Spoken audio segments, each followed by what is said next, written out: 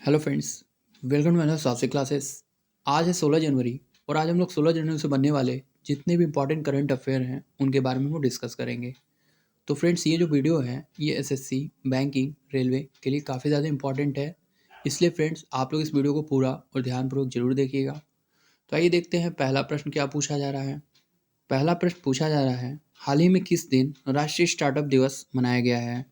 Option number A है 14 जनवरी 2023, option number B है 15 जनवरी 2023, option number C है 16 जनवरी 2023 एंड ऑप्शन नंबर डी है 17 जनवरी 2023। तो फ्रेंड्स, इस क्वेश्चन का राइट आंसर है ऑप्शन नंबर सी 16 जनवरी 2023। कहने का मतलब ये है कि देश में आगामी व्यवसायों को बढ़ावा देने और प्रोत्साहित करने पर ध्यान देने के साथ 16 जनवरी 2022 में राष्ट्रीय स्टार्टअप दिवस के रूप में अपनाया गया था। और सबसे महत्वपूर्ण बात यह है कि 15 जनवरी 2022 को प्रधानमंत्री नरेंद्र मोदी ने इस दिवस को अपनाने की घोषणा की थी। और इस दिवस को मनाने के लिए वाणिज्य मंत्रालय ने 10 से 16 जनवरी 2023 तक स्टार्टअप इंडिया इनोवेशन वीक का आयोजन किया है।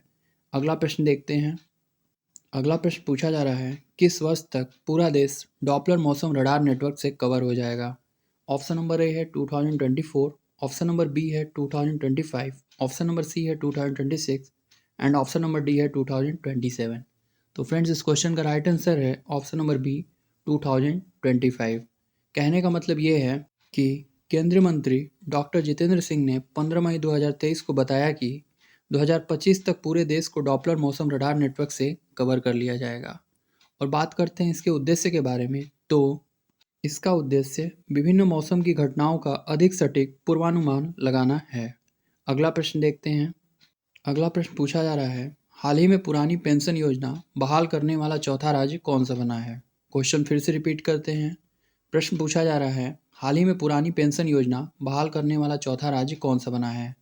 ऑप्शन नंबर ए है उत्तर प्रदेश, बी है हिमाचल प्रदेश, सी है बिहार एंड डी है महाराष्ट्र। तो फ्रेंड्स, इस क्वेश्चन का राइट आंसर है option number B, Himachal Pradesh. जी हाँ, हाल ही में पुरानी पेंशन योजना बहाल करने वाला चौथा राज्य हिमाचल प्रदेश बन गया है। कहने का मतलब ये है कि हिमाचल प्रदेश की सरकार ने अपने कर्मचारियों को लोहड़ी का तोहफा दिया है। शुक्रवार को कैबिनेट की पहली बैठक में ही राज्य के कर्मचारियों के लिए पुरानी पेंशन योजना को बहाल करने का फैसला पारित कर दिया। इसी के साथ कांग्रेस ने अपना पहला चुनाव वादा भी पूरा कर दिया है। इससे प्रदेश के सरकारी कर्मचारियों में खुशी की लहर है। अगला प्रश्न देखते हैं।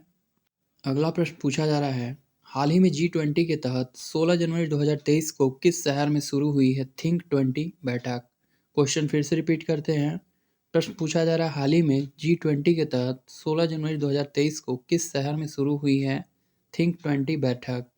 ऑप्शन नंबर ए है भोपाल, बी है दिल्ली, सी है मुंबई एंड डी है लखनऊ। तो फ्रेंड्स, इस क्वेश्चन का राइट आंसर है ऑप्शन नंबर ए, भोपाल। कहने का मतलब ये है कि हाल ही में G20 के तहत 16 जनवरी 2023 को भोपाल शहर में शुरू हुई है थिंक 20 बैठक। और सबसे महत्वपूर्ण बात यह है कि बैठक में भारत के बुद्धिजीवियों और अधिकारियों के अलावा विभिन्न देशों के 94 प्रतिनिधियों ने भाग लिया है। और सबसे इंटरेस्टिंग बात यह है कि बैठक के दौरान विशेषज्ञ और विदेशी मेहमान global governance with life values and wellbeing सहित विभिन्न विषयों पर चर्चा करेंगे। अगला प्रश्न देखते हैं। अगला प्रश्न पूछा जा रहा है, किस देश ने हाल ही में वर्ष 2030 तक सेना को आधा करने की योजना बनाई है। प्रश्न फिर से रिपीट करते हैं। पूछा जा रहा है, किस देश ने हाल ही में वर्ष 2030 तक सेना को आधा करने की योजना बनाई है। ऑप्शन नंबर ए है बांग्लादेश, बी है श्रीलंका, सी है भारत एंड डी है चीन। तो फ्रेंड्स, इस क्वेश्चन का राइट आंसर है ऑप्शन नंबर बी, श्रीलंका। कहने का मतलब ये है कि आर्थिक तंगी से जूझ रहे श्रीलंका ने तकनीकी और राजनीतिक रूप से मजबूत और संतुलित सुरक्षा बल तैयार करने के लिए 2030 तक अपनी सेना की मौजूदा संख्या घटाकर आधे करने की योजना बनाई है। अगला प्रश्न देखते हैं। अगला प्रश्न पूछा जा रहा है, किस कंपनी ने हाल ही में देश भर में 25,000 ईवी चार्जिंग पॉइंट स्थापित करने की योजना बनाई है। ऑप्शन नंबर ए है टाटा पावर, बी है हीरो पावर, सी है Maruti Suzuki power and D है ओकिनावा पावर। तो फ्रेंड्स, इस क्वेश्चन का राइट आंसर है option number A, Tata power. जी हाँ, हाल ही में टाटा पावर ने देश भर में 25,000 ईवी चार्जिंग पॉइंट स्थापित करने की योजना बनाई है। अगला प्रश्न देखते हैं। अगला प्रश्न पूछा जा रहा है, हाल ही में अंधता नियंत्रण के लिए पॉलिसी लागू करने वाला पहला राज्य कौन सा बना है? प्रश्न फिर से रिपीट करते हैं, हाल ही में अंधता नियंत्रण के लिए पॉलिसी लागू करने वाला पहला राज्य कौन सा बना है? ऑप्शन नंबर ए है गोवा, बी है उत्तर प्रदेश, सी है मध्य प्रदेश एंड डी है राजस्थान। तो फ्रेंड्स, इस क्वेश्चन का राइट आंसर है ऑप्शन नंबर डी, राजस्थान। जी हाँ, हाल ही में अंधता नियंत्रण के लिए पॉलिसी लागू करने वाला पहला राज्य राजस्थान बना है। अगला प्रश्न देखते हैं। अगला प्रश्न पूछा जा रहा है, हाल ही में किसने अमेरिका के कंसास राज्य में सीनेटर के रूप में शपथ लिया है? ऑप्शन नंबर ए है मीरा कुमार, बी है उषा रेड्डी, सी है रवीना देवी एंड डी है उर्मिला देवी। तो फ्रेंड्स, इस क्वेश्चन का राइट आंसर है option number B, Usha Reddy.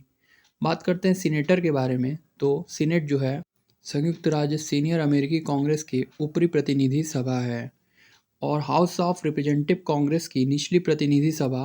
भारतीय लोकतंत्र में सीनेट की तुलना राज्यसभा से की जा सकती है। तो सीनेट की तुलना किससे की जा सकती है? तो भारतीय राज्य में राज्यसभा से की जा सकती है। अगला प्रश्न देखते हैं। अगला प्रश्न पूछा जा रहा है, टाटा पावर हाउसिंग सोसाइटी के लिए भारत का पहला सोलर प्लांट किस शहर में स्थापित करेगी? ऑप्शन नंबर ए है पटना, बी है हैदराबाद, सी है मुंबई एंड डी है दिल्ली। तो फ्रेंड्स, इस क्वेश्चन का राइट आंसर है ऑप्शन नंबर सी, मुंबई। जी हाँ, टाटा पावर हाउसिंग सोसाइटी के लिए भारत का पहला सोलर प्लांट मुंबई शहर में स्थापित करेगी। अगला प्रश्न देखते हैं।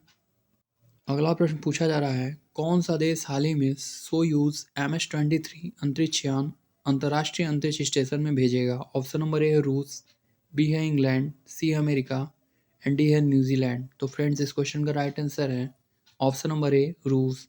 जी हाँ, रूस हाल ही में सोयूज MS-23 अंतरिक्ष यान अंतर्राष्ट्रीय अंतरिक्ष स्टेशन में भेजेगा। तो फ्रेंड्स, अगर आप लोग को आज का वीडियो अच्छा लगा हो तो आप लोग इसे लाइक शेयर एंड कमेंट जरूर कीजिए। आज के लिए इतना ही। Thank you very much.